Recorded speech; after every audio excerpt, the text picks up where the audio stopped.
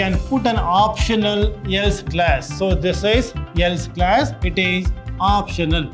Means if you want, we can make use of it, or else you can leave it. This statement is generally used in the beginning of the function or after the function call to check for the valid input. Exceptions can be written in except block. So there are two blocks, try block and except block.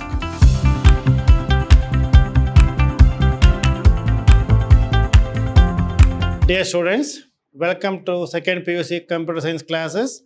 I am Ravi Kumar KR, lecturer in Computer Science, Vidhyaashram PU College, Temple of Excellence, Mysuru. Students, let us start our discussion with the chapter Exception Handling in Python. This is chapter number 1. So, in this chapter, we are going to discuss about exception or what are exceptions, built-in exceptions, and raise and assert statement and handling exception. These are the topics to be covered in this session. So let us start with the first is introduction. So here, sometimes while executing a Python program, the program does not execute at all, or the program executes but generates unexpected output or behaves abnormally. So students, you have learned the simple programming in first PUC. So in the practical you have come across this type of examples. Whenever you are typing a program, so normally we do some silly mistakes or small mistakes. So when you compile the program after typing the code in a file, in a Python file, you have to compile the program. When you compile the program, so the interpreter, it generates or it gives some error. If at all any error in your program, it display error in the computer, so that you may not able to get the proper result, not able to get a desired result or expected result from the computer system or from the program. So here there are two chances. Suppose if at all any errors in a program, you may not get the proper result. So you may get or it generate unexpected error or output, or it behaves abnormally. So this is the condition. So this is the condition we have come across in first PUC, or we have in our practical classes. So these occurs when there are syntax errors or runtime errors or logical errors in the code. So you have learned last year different types of error: syntax error, logical errors, and runtime error. So what is syntax error? If at all any errors in the not a proper usage of the syntax, will get the error, that is called syntax error. And logical errors, any wrong usage of logic in a program. And runtime error, sometimes when you write a program, when you compile the program, it says there are no errors, but when you run the program, you may not get the proper results or it may terminate. So those type of errors are called runtime errors. So when we are going to get this type of condition, if at all any errors or different types of error in a computer program.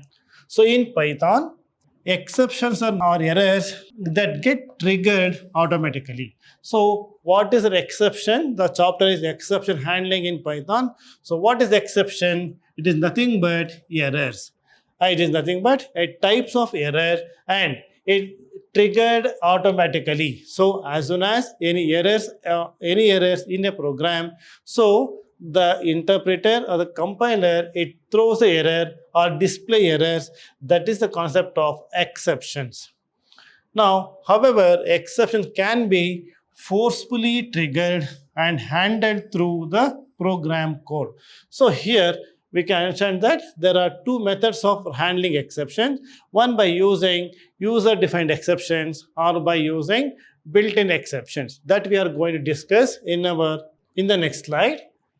For example, trying to open a file that does not exist, and division by 0, and so on. So these are different types of error, examples for different types of error.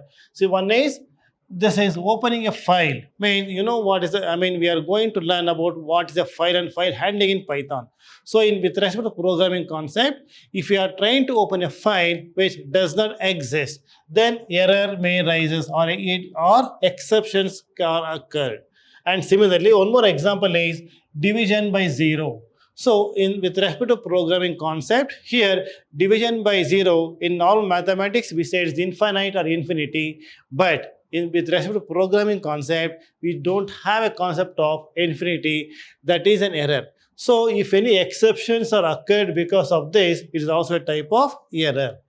And these errors might be disrupt the normal execution of the program and are called exceptions. So here, whenever exceptions are occurred, so it is going to disrupt or is going to terminate the program. So the program, all the statements in a program cannot be executed. So how to handle those type of situations are nothing but handling exceptions in a program. For example, you have written a coding statement or a program maybe of around 100 lines. So if at all, if there is error in the line number 50, so it cannot continue further or it cannot execute the line number 51, 52 onwards till the end.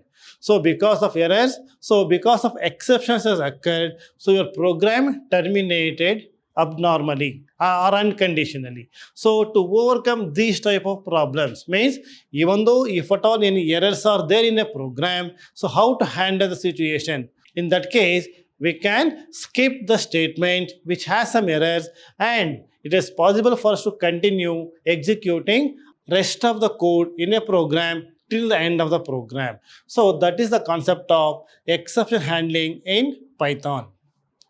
In the next slide, we will see what are built-in exceptions. As I told you in the beginning, so there are types of exceptions. One is inbuilt exception or built-in exception. Second one is user-defined exception. So what are built-in exceptions? See, these are all already predefined, exist in the Python dictionary or library. One is value error. So we are going to get error, something called value error. So what is the value error? It is raised when we use the word raised. It is triggered or it is generated when a built-in method or operation mismatched or inappropriate value are provided as an input. So in first PUC, you have learned simple programming concepts, and immediately we used to, suppose if any errors are occurred in your program, we used to correct it, but you have not observed those type of errors clearly or patiently. See, that's what these errors were, what I am talking about now. See, any errors, it may throw or it may rise or it triggered automatically different types of errors. That is the concept of, or that is the definition of built-in exceptions. Value error, what is the meaning of that? Suppose you're supposed to input an integer value, but by mistake you are entering a character or a string as an input, a display error, that is value error. Right? What is IO? Similarly, we have many errors, inbuilt or built-in exceptions. IO error, it is raised. Here we use the word raised, means it is going to display or trigger automatically. We use the word raised. It is raised when a file specified in a program statement cannot be opened. So as we have said in the previous example, we may get error when if the file doesn't exist, is not possible to open. So in those type of errors, it comes under IO error. Similarly, keyboard interrupt, import error, end of file error, these are all different built-in exceptions. Again, zero division error. So what is this? A common types of exception. It is raised when any new number is having a denominator 0. As I told you in the previous slide, if at all the value of denominator is 0, we don't have the concept of infinity or infinite. So if at all anything denominator is 0, then these type of exceptions are raised. Next one is index error. This is subscript is out of index, or you know what a subscript in a list. In a list, it is a group of elements and each elements are accessed through their index start from 0. So what is index error? Suppose we have given the value of the subscript out of range or out of beyond that limit, then this error will be raised.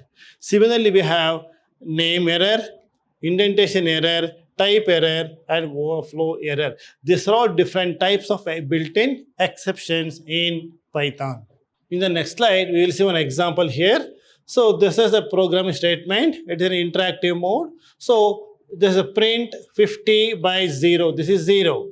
As we have seen in the previous slide, so 0 divided by 0 is not available in the programming concept. So it's going to trigger or raise the 0 division error. So this is called exception. So this is the concept of exception handling in Python programming.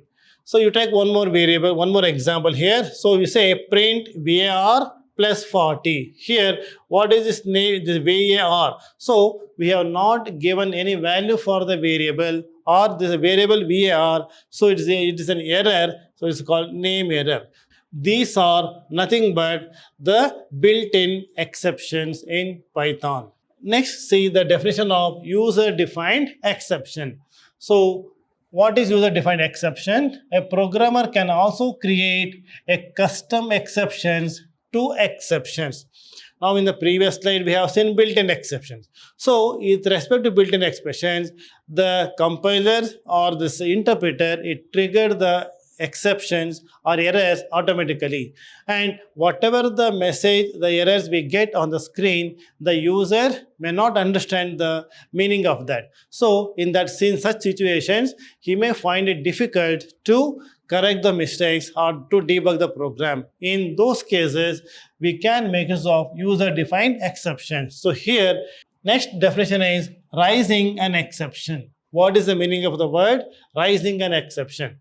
So each time an error is detected in a program, the Python interpreter raises an exception. As I told you in the beginning, in the previous slide, so we use the word raises an exception. Means another word is it throws an exception. So here, if at all the interpreter detects any error, it throws an exception or raises an exception. That is the meaning of raising an exception. So exception handlers are designed to execute when a specific exception is raised, and this is going to happen automatically through exception handlers. In the next slide, we will see the raise statement. So here see the syntax of everything, syntax of raise statement. So here it can be used to throw an exception. And the syntax of raise statement is raise exception name and in the square bracket optional argument.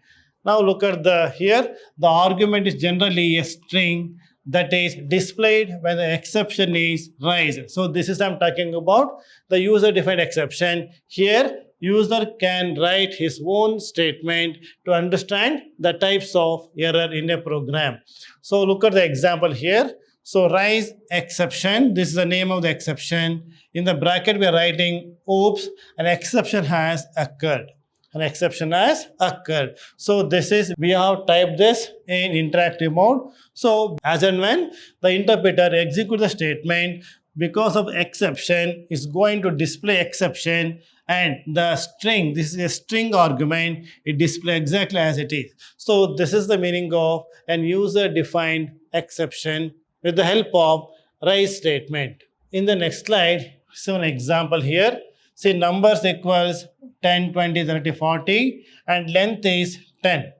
Look at the statement here. If length is greater than length of number, len is an inbuilt function. So length of numbers. So the number is a list here. So it's going to find out number of elements in a list or length of a list.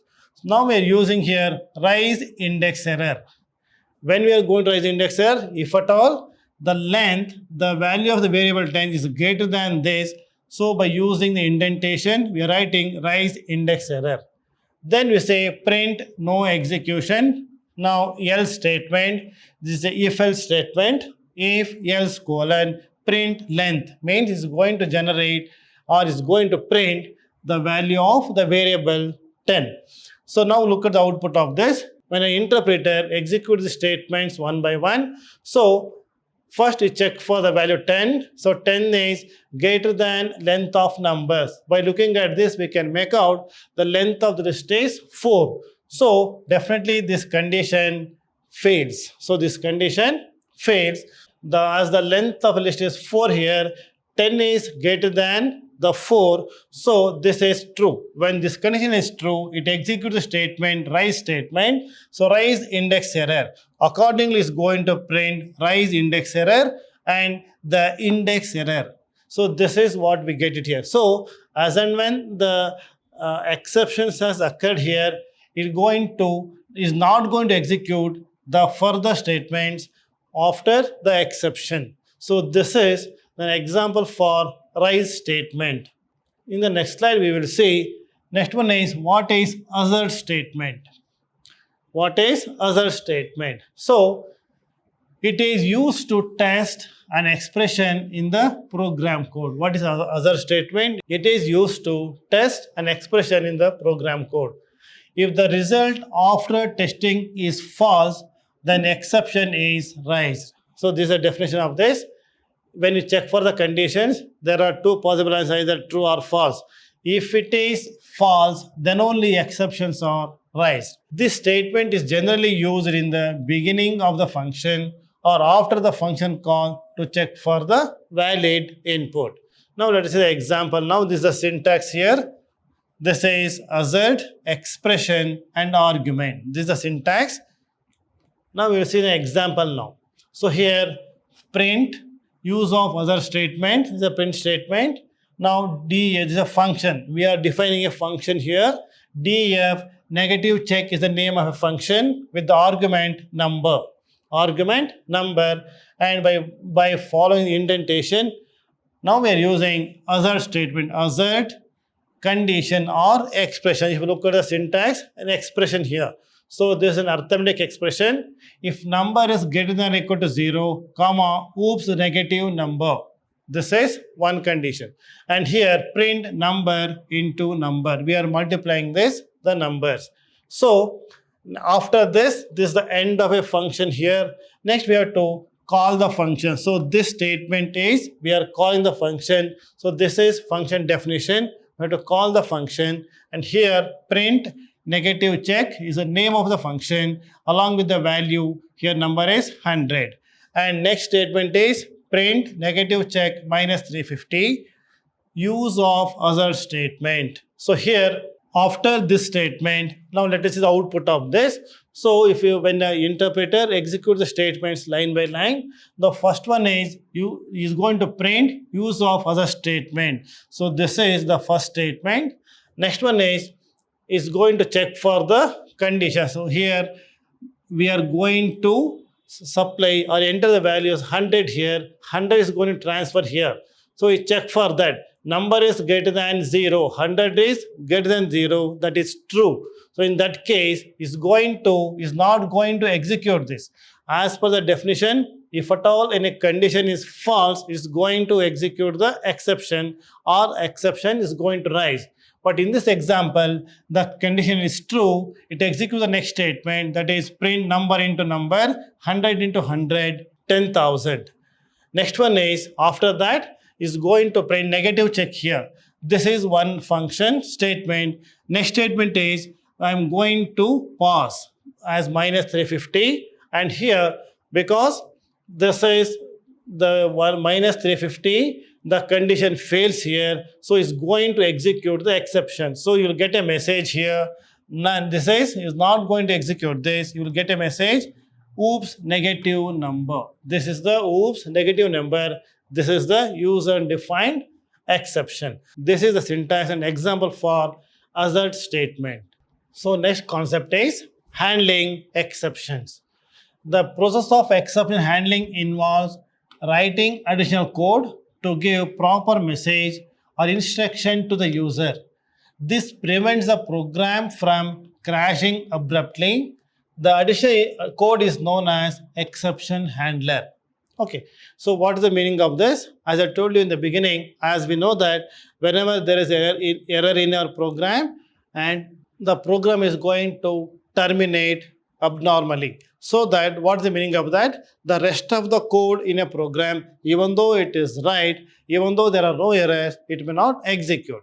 So to avoid those type of situations, we are using handling exception concept. So accordingly, what is it? It involves, we have to write additional code. And as I told you, it is a user-defined exceptions where the user can give a proper message or instruction so that user can understand what type of error it is.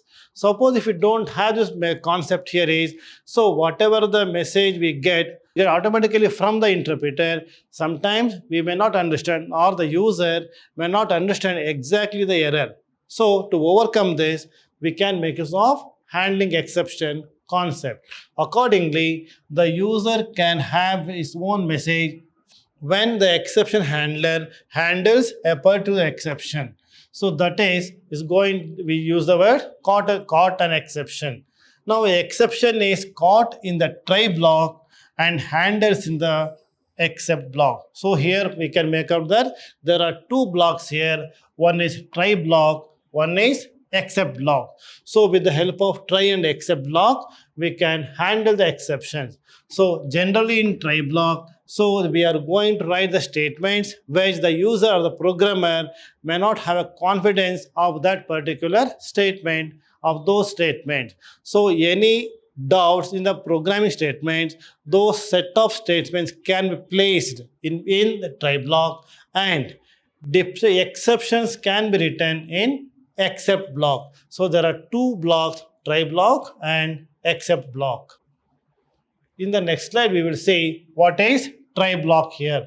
So this is the syntax of that try colon, and this is a programming statements where exceptions can occur or the user may not have a confidence about his coding.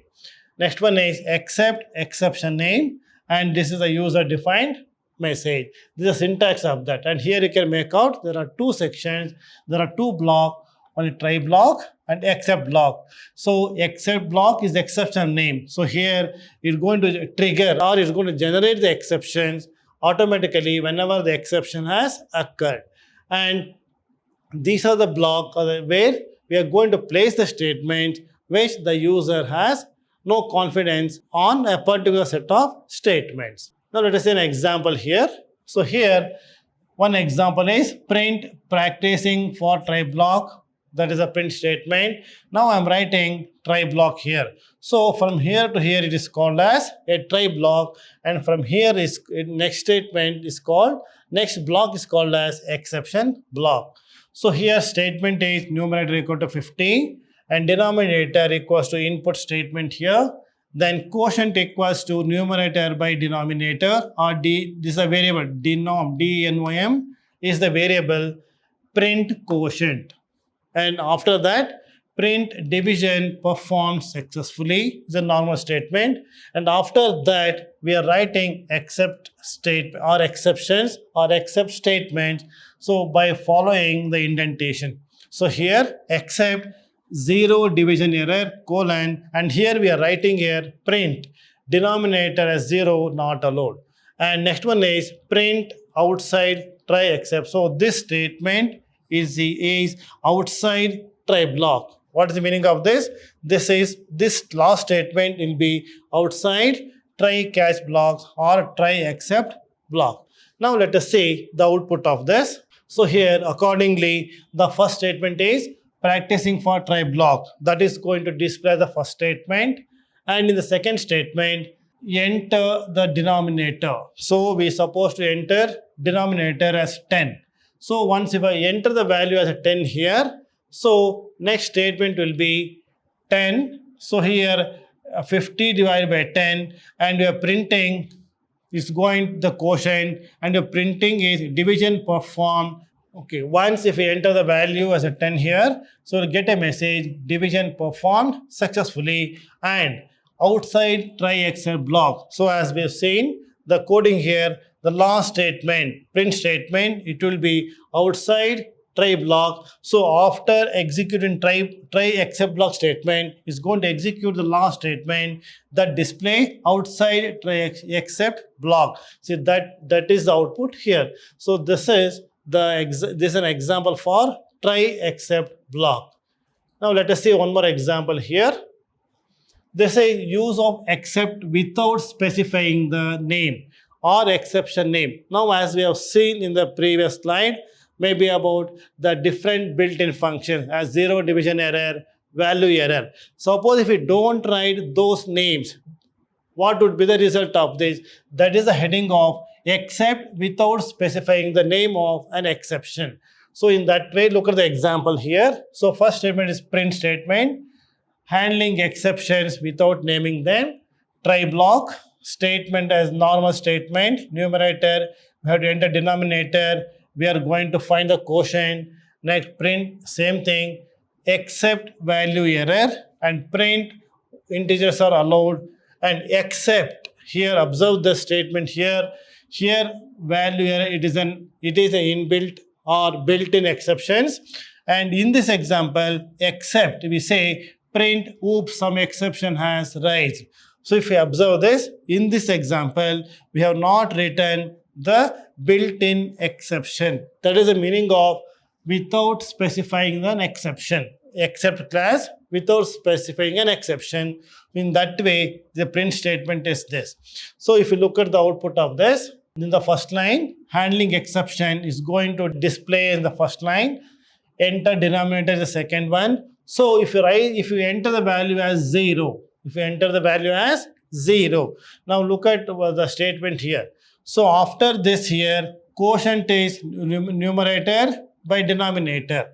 Now here we have entered as 0. As we have learned in the previous slide, about denominator 0 is not possible. So it's going to throw an error or it's going to cause an exception. In that way, it's going to print the message or display the message as 0 division error.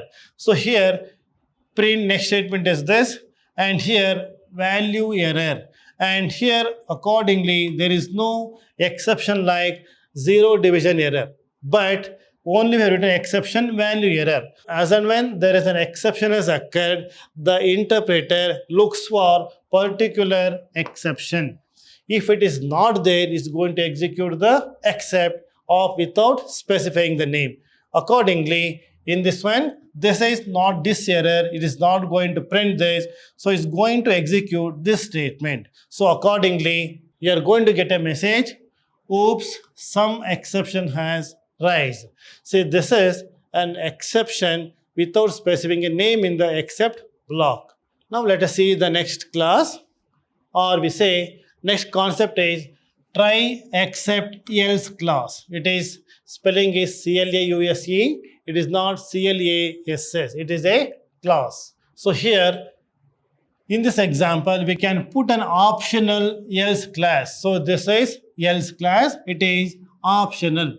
Means if you want we can make use of it, or else you can leave it. So class along with the try except class. So in the previous example we have seen that try except block. Okay, now we can also include else class along with the try except block, and that too is optional. So accordingly, the except block will be executed only if some exception is raised in the try block. That obviously it is true. See, any exceptions are there, errors are there in the try block, then only exceptions are raised.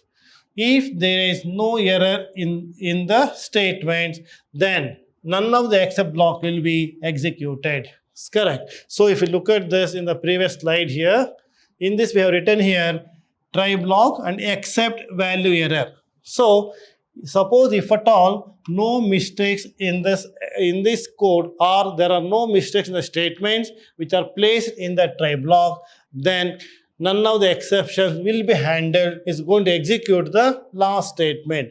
So that is the definition of else clause. So if at all there are no errors, what is going to happen now? So it is not going to execute any of the exceptions, and in that case the statement inside the else clause will be executed. As the last statement is going to execute the last else clause if at all, if there are no errors, or if at all no exception has occurred. Now let us see the next one is, now let us see an example here. Handling exception using try black, try catch and except class. This is a statement, user statement. Now observe this, except 0, 1, this is one exception, and this is second exception, and last one is else class here.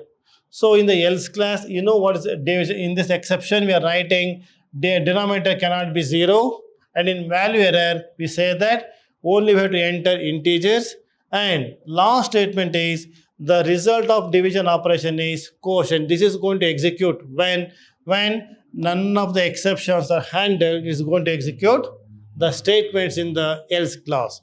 So accordingly, let us look at the output of this. So here, this is the first statement, handling exception using try except class. And the second statement, enter the denominator. You are going to enter 5.